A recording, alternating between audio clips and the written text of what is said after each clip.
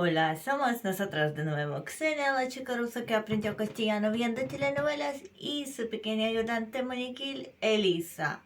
Como podéis ver, hoy ambas estamos de blanco y negro, y además Elisa lleva puesto su vestidito musical y su lacito musical decorado con notas musicales y clave de sol. Eso quiere decir que la entrega de hoy tiene que ver con la música. A pedido de mis suscriptores, hoy hago la tercera parte de los vídeos musicales dedicados a música clásica y más especialmente a Johannes Brahms.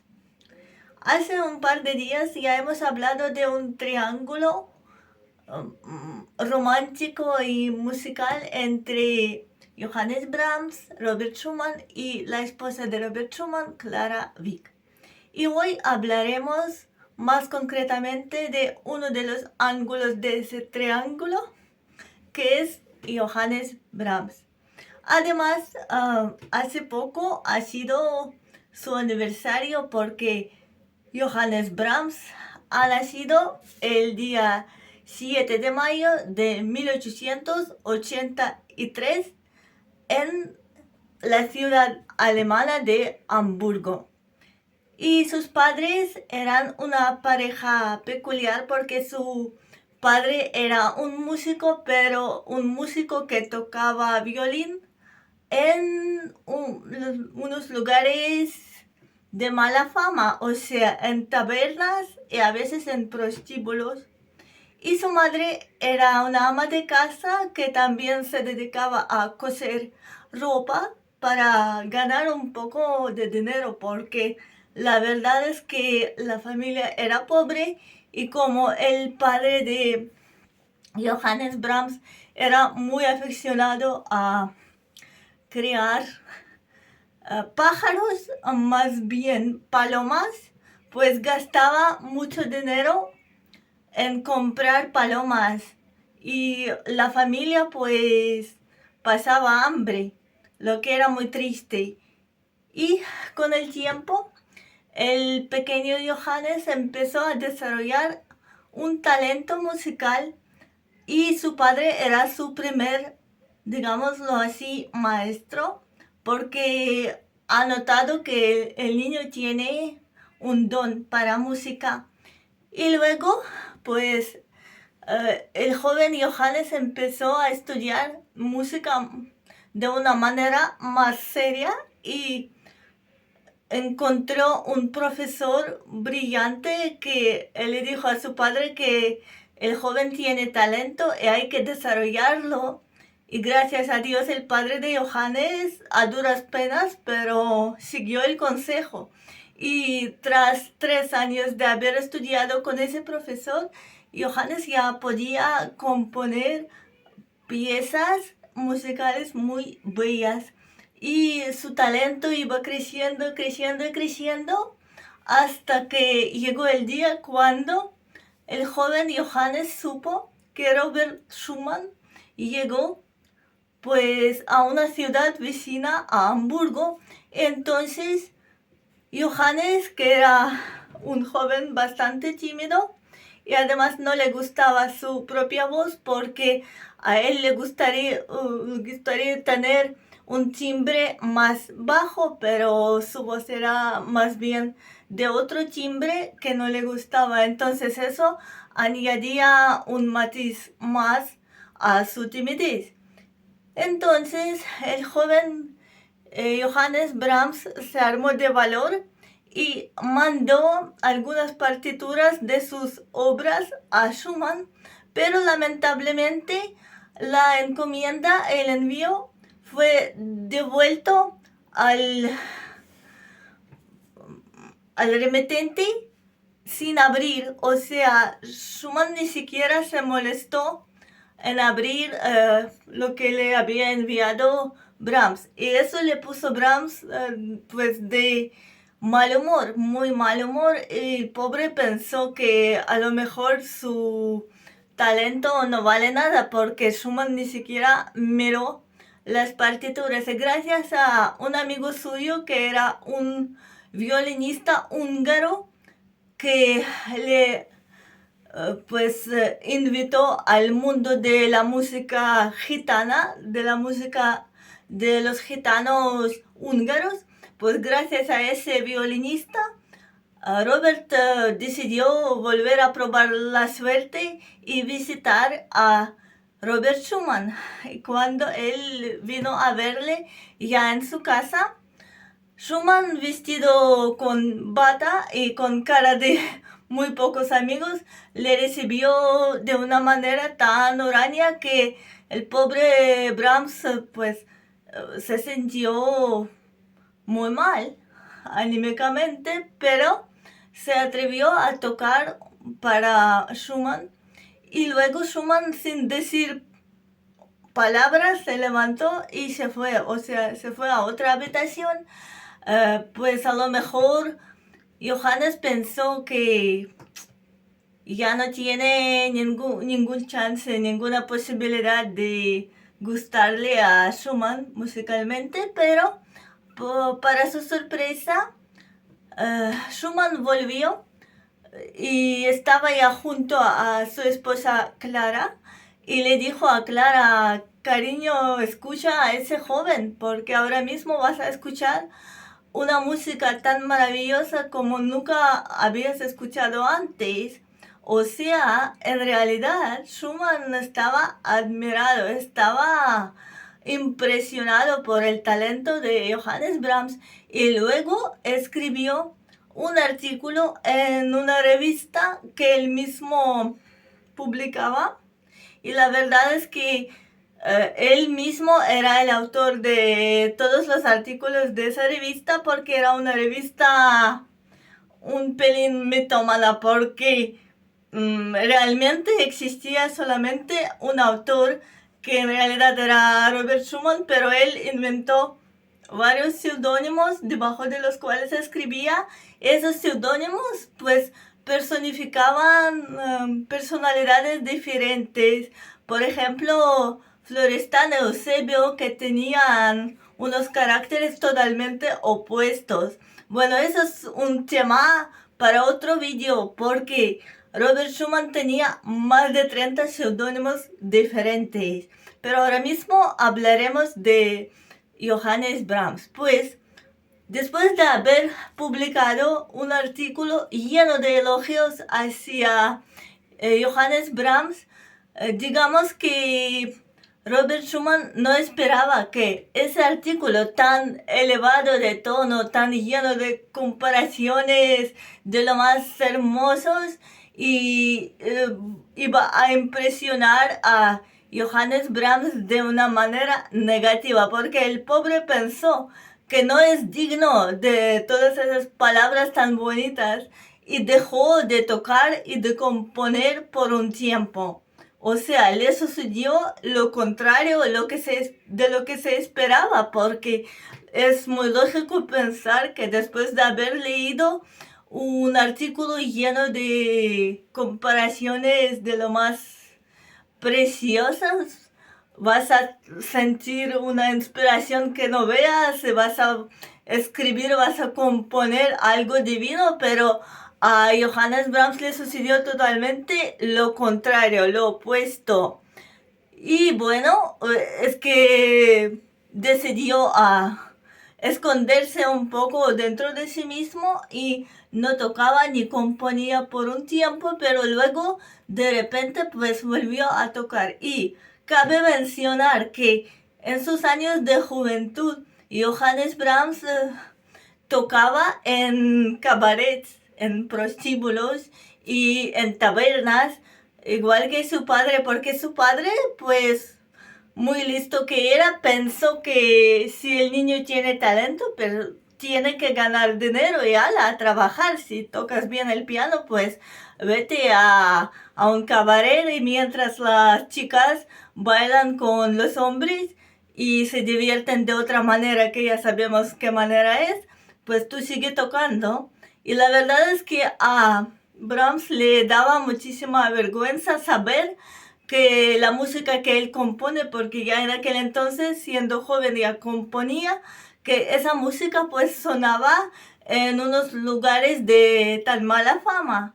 Entonces él, en un arrebato de autocriticismo, decidió quemar algunas partituras y lamentablemente no había nadie que pudiera detenerlo y decir lo que hace una burrada descomunal. Entonces él quemó algunas de sus obras, lo que es una pena grandísima porque imagino que eran bellas. No tiene ningún sentido quemar una obra de arte solamente porque ha sido interpretada en un lugar que pues el autor no considera digno para la obra, ¿verdad? Yo creo que él no tenía que hacerlo. Además, las chicas de las tabernas y de los prostíbulos, pues son gente también, gente sensible al arte. A lo mejor a ellas y a sus clientes también les gustaba lo que escuchaban, así que no tenía que hacerlo. Esa es mi opinión personal. Bueno, volvemos a lo que estábamos contando un par de minutos antes. Pues entonces, pues unos años después, Johannes Brahms ya se atrevió a volver a tocar y a dar conciertos y sus partituras han sido publicadas y han sido pues famosas, pero lamentablemente sus primeros conciertos eran un fracaso estrondoso y el público no le aplaudía. En aquel entonces había un costumbre de aplaudir después de cada parte del recital y después de que Johannes había tocado la primera parte se hizo un silencio casi mortal y nadie se atrevió a aplaudir, a batir palmas, ¿no? Y eso también, la verdad es que le afectó muchísimo a Johannes Brahms porque él era una persona muy sensible, muy perceptiva y la verdad es que no quería ni siquiera seguir con la carrera, pero tras otro recital fracasado, luego ya vino el éxito y al final empezaron a valorar su talento hacia la música. Pero bueno, ahora mismo hablaremos un poquito más de su carácter y de su vida personal. Como ya sabéis, en el año 1853, Johannes Brahms se encontró por primera vez en la casa de Robert Schumann con la esposa de Robert Schumann, Clara Wieck, y de repente se enamoró de ella, pero era un amor lleno de idealismo, romanticismo y todas esas cosas tan bonitas, porque él la utilizaba tanto que ella era como una especie de diosa para él. Y cuando Robert Schumann se murió, Johannes Brahms se atrevió a proponer matrimonio a Clara, pero ella lo rechazó. Pero entre esos dos eventos había un periodo cuando Johannes Brahms pues se encontraba con varias chicas porque él era una persona muy enamoradiza, pero era como un fuego, o sea, se encendía rápidamente y se apagaba de la misma manera, muy rápido. O sea, sus amores, con una excepción de su amor grandísimo por Clara Wieck, eran pasajeros. Y solamente Agatha von Siebert, pues pudo tocar su corazón de una manera diferente y parece que él se enamoró de ella porque era una mujer joven, bonita, culta, también entendía de música, sabía tocar piano y todo parecía tan bonito y todo iba tan bien que hasta se comprometieron y Johannes Brahms y Agatha, pero Clara Wieck, al saber de ello, sintió una punzada de amargura, una punzada de desilusión, porque claro, ella ya se acostumbró a sentirse venerada, amada y admirada, y de repente ese admirador tan lleno de fervor encuentra otro objeto de admiración. Ella, como una mujer, sintió una especie de celos y hizo todo lo que pudo para separar a la futura pareja, a la pareja de novios.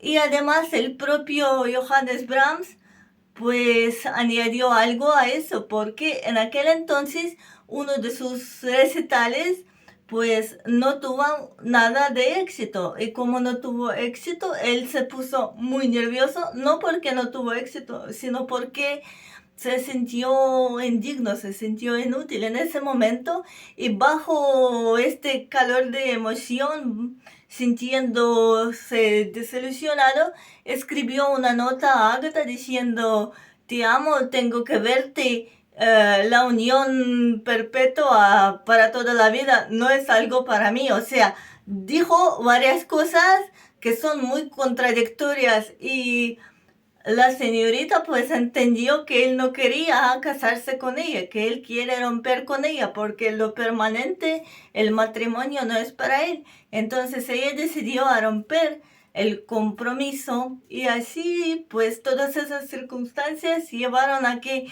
el carácter de Johannes Brahms había cambiado a lo peor. Y él pues se convirtió en un hombre muy huraño, muy ácido, muy silencioso, y adquirió un sentido de humor muy sarcástico y muy interesante, porque, por ejemplo, había una vez que una joven le preguntó qué es lo que él le recomienda, qué obra de su autoría él le recomienda comprar, qué partitura. Y entonces Brahms le dijo: pues yo creo que usted tiene que comprar una edición póstuma de mis partituras.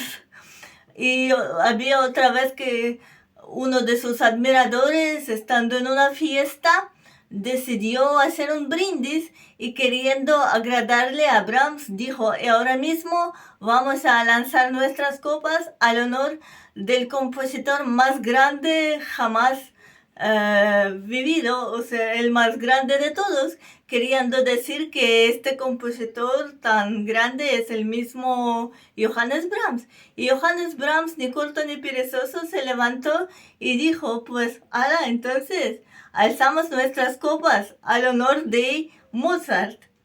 Imaginaos qué sentido de humor tenía el hombre.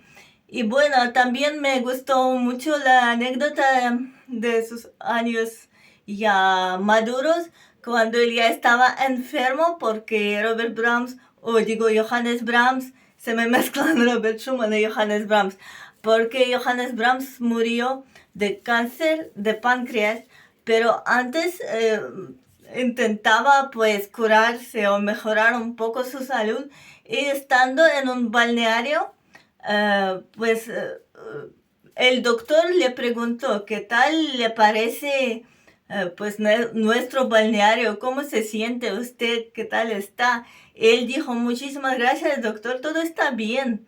Llevo todas mis dolencias conmigo. Me voy y llevo todas mis dolencias, todas mis enfermedades conmigo.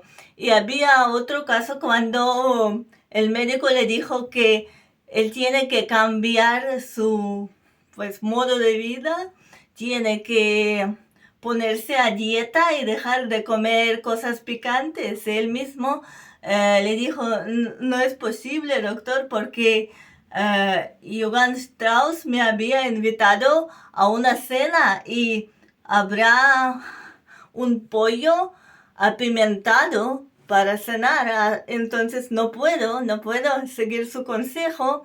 Entonces el doctor dijo: ¿y qué vamos a hacer? Él dijo: pues entonces imagina usted, señor doctor, que yo había venido a consultarle, pero no hoy, sino mañana. Bueno, era el sentido de humor que tenía Johannes Brahms. Y además, una curiosidad muy interesante es que él a veces componía bajo un seudónimo, y uno de sus seudónimos era Marx. Y lo interesante es que bajo ese seudónimo creaban muchísimos músicos. Entonces se creó un lío porque no se sabía a quién se pertenecía una obra firmada por tal Marx. Y entonces apareció un ciclo musical que se llamaba en francés Souvenir de la Russie, un recuerdo de Rusia, y creo que en castellano se llama la canción rusa o las canciones rusas. Y la verdad es que los musicólogos no sabían a quién le pertenece la autoría de esa obra, y solamente en el año 1976, fijaos cuántos años después del fallecimiento del propio Johannes Brahms, había sido confirmado que esa obra pues le pertenece a Johannes Brahms. O sea, ahora mismo hemos conectado Rusia a Brahms. O sea, Rusia está siempre presente de alguna forma en mis vídeos, aunque sea de esa manera. Bueno, creo que eso es todo lo que Elisa y yo queríamos contaros hoy. Espero no haberos aburrido demasiado. Elisa también espere que ese vídeo ha sido de su interés. Está coqueteando un poco, así haciendo caritas. И bueno, ahora mismo vamos a decir lo mismo, pero en ruso. Здравствуйте, это снова мы, Ксения, девушка, выучившая испанский язык по латиноамериканским сериалам, и ее маленькая кукольная подруга Элиса. Сегодня, как видите, мы одеты в черное с белым, а Элиса одета в свое музыкальное платьице, как она его называет, и музыкальный бантик, украшенный нотами и скрипичным ключом, а это значит, что тема сегодняшнего видео тоже музыка. По просьбе моих подписчиков, а конкретно моей подписчицы Лианы Агапитовой. И сегодня делаем очередную часть видео историй о Брамсе, Шумане и Кларе Вик. Сегодня поговорим конкретно о Йоханнесе Брамсе, потому что совсем недавно у него был юбилей. Йоханнес Брамс родился 7 мая 1883 года в семье кабацкого скрипача и домохозяйки, которая подрабатывала шитьем, потому что семья их жила очень бедно, на еду не хватало, а отец семейства увлекался разведением голубей, и деньги, которые в трактирах, в кабаках и борделях, играя на скрипке, зарабатывал, тратил на своих голубей, а семья голодала. Соответственно, жена его, мать Йоханнеса Брамса, вынуждена была еще подрабатывать шитьем, чтобы хоть какие-то деньги в доме водились. Но, естественно, первым музыкальным учителем маленького Йоханнеса был его отец. Он понял, что у парня талант есть, и когда он уже стал подростком, он решил его пристроить на работу. Раз есть талант, так иди работай. И первые свои произведения Йоханнес Брамс исполнял в кабаках и борделях, когда девушки с клиентами танцевали и развлекались всячески, мы с вами понимаем как, а он, скажем так, всему этому аккомпанировал. Впоследствии он очень устыдился этого факта своей биографии и попытался уничтожить партитуры своих ранних произведений. К сожалению, рядом с ним никакого друга, который бы сказал ему, что совершает он большую глупость, не было, и многие произведения молодого Йоханнеса Брамса нам теперь, к сожалению, недоступны. А я считаю, зря он это сделал, потому что девушки с низкой социальной ответственностью, они тоже люди и тоже чувствительны к искусству. Возможно, им было приятно слушать его музыку. Вот, и так же, как и их клиентам, не следовало уничтожать, потому что музыка есть музыка, и она ценна, несмотря на то, в какой обстановке она исполняется, даже если творец этой музыки считает, возможно, свои произведения, слишком хорошими, да, для подобной обстановки. Но я не думаю, что у Йоханнеса Брамса было такое уж огромное самомнение, не думаю, что он так думал, потому что он человеком был очень скромным и даже робким. Он, например, очень стеснялся своего голоса, который у него был очень высоким, а ему всегда хотелось иметь голос пониже, да никак только это не получалось. И получалось такое несоответствие, такой красивый молодой человек, а в молодости он был очень красивым, с голубыми незабудковыми глазами, с темными волосами, и вдруг такой высокий голос, не сочетающийся с его внешностью. Это добавляло причин для его робости. Но время шло, Йоханнес Брамс продолжал творить, накопилось некоторое количество произведений, он еще был юношей совсем, и кто-то из знакомых сказал его отцу, что парень-то действительно талантливый, но что он пропадает по каким-то кабакам, надо его показать профессиональному человеку, хорошему учителю. И слава богу, отец послушался этого совета и отвел Йоханнеса к замечательному преподавателю, через 3 года занятий с которым он уже начал писать серьезные свои произведения. В скорости он подружился с венгерским скрипачом, который открыл ему чудесный мир музыки венгерских цыган. И именно он посоветовал ему обратиться к Роберту Шуману, который в то время находился неподалеку от родного Йоханнесу Брамсу Гамбурга. И Брамс сначала решил, как-то нужно как-то представиться, что ли, как-то страшновато лично-то идти. Дай-ка я ему пошлю свои партитуры посылкой. Так и сделал, но, к сожалению, посылка вернулась нераспечатанной, что ввергло Брамса в тоску. Он тут же практически утратил веру в себя. Думает, композитор, которым я так восхищался, он так вот отверг мои партитуры, даже на них не взглянул. Нет, все, значит, я ничего не стою, все, я больше не буду этим заниматься. И опять же, друг его, венгерский скрипач, говорит, не отчаивайся, ты попробуй к нему лично сходить. Ладно, думал Йоханнес Брамс, да и решил пойти. А на дворе стоял 1853 год. Как мы помним, если кто смотрел мое видео о любовном треугольнике между Брамсом, Шуманом и Кларой Вик, именно в этом году и состоялось знакомство Шумана и Клары с молодым Брамсом. Приходит он, значит, весь дрожит от волнения, открывает ему Шуман в заспанном виде, в мрачном совершенно выражением лица, в халате. Так на него посмотрел. Ладно, мол, молодой человек, исполняйте, что вы хотели исполнять. И когда Брамс набрался смелости и исполнил свое произведение, Шуман поднялся молча и ушел. Брамс, наверное, в этот момент подумал, все, ребята, дело швах, все плохо вообще. А оказалось, Шуман был в огромном восхищении от того, что он услышал. Он пошел за своей супругой, за Кларой, и сказал ей, дорогая, пойдем, сейчас услышишь такую музыку, которую никогда в жизни не слышал. И восхищенный этим юным талантом, Шуман написал в своем музыкальном журнале, автором и издателем которого являлся он один, и в котором писал под разными псевдонимами, например, Эусебио и Флористан, то есть он создавал как бы авторов, от их имени писал. И один из них был более рассудительным, а другой более пылким. Вообще у Шумана было более 30 псевдонимов, но это уже тема для другого видео. А сегодня тоже будет упомянут один псевдоним, но уже псевдоним Брамса. Так вот, в своем журнале он написал восторженную статью о Брамсе, сказал, что это многообещающий молодой музыкант, это чуть ли вот не мессия какой-то избранный человек. И настолько была полна эта статья восхищения в превосходной степени написанных слов, что когда прочел ее сам Брамс, он испугался.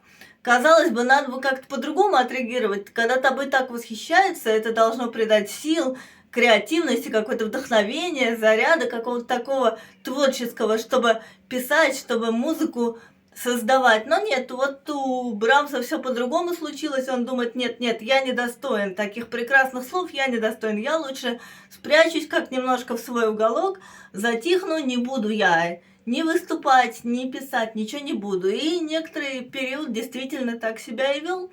Но затем все-таки отважился подписать контракт с нотным издательством, были изданы партитуры его произведений и имели успех.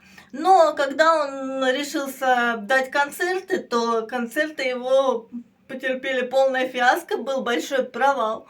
В то время было принято после каждого исполнения каждой части произведения аплодировать, и после первой части просто никто ему не аплодировал, просто гробовая тишина стояла. Он был расстроен. Второй концерт тоже такой же реакцию вызвал у публики, и только позже, наконец, зрители, слушатели разглядели его талант и приняли его.